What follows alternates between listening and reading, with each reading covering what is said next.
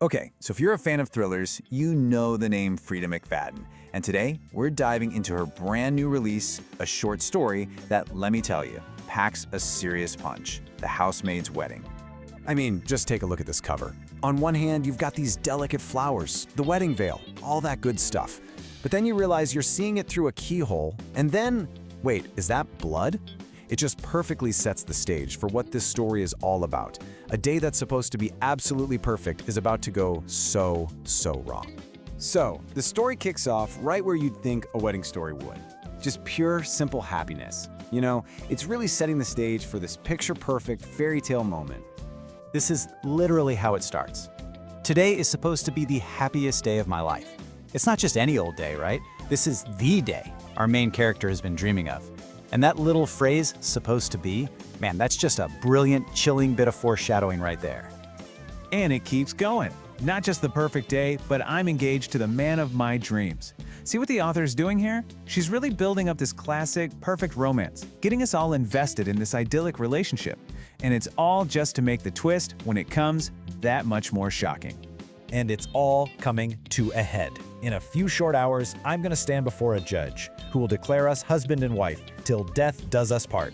So the countdown is officially on, the ceremony is just around the corner, and that classic vow, till death does us part, is about to get a whole new, really sinister meaning. And then, bam, just like that, the entire tone shifts. We go from the happiest day of her life, and we're just thrown, headfirst, right into a total nightmare. This is the question that just flips the whole story upside down. But what if everything went wrong? It's like the book is talking directly to you, pulling you in. It's not just a story anymore. You're part of the suspense. You have to ask yourself, what if?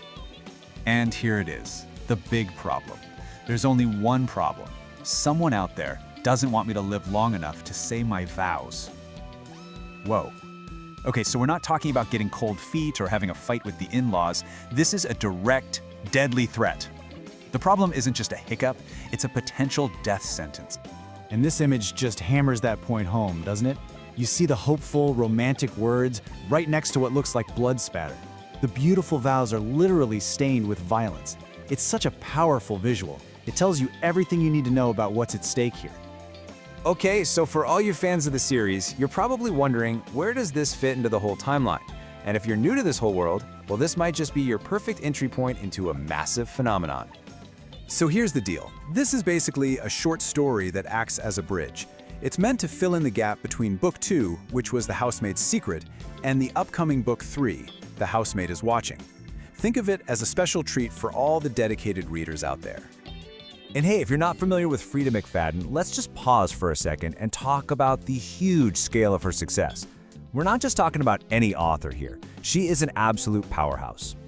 I mean, look at this. A #1 New York Times bestselling author. That title really says it all, doesn't it? Hitting #1 on the New York Times list is like the pinnacle for an author. It puts McFadden in a super elite group and just shows you the caliber of storytelling you're about to get into. And check out the reader engagement. It is absolutely staggering. We are not talking about a few hundred reviews here and there.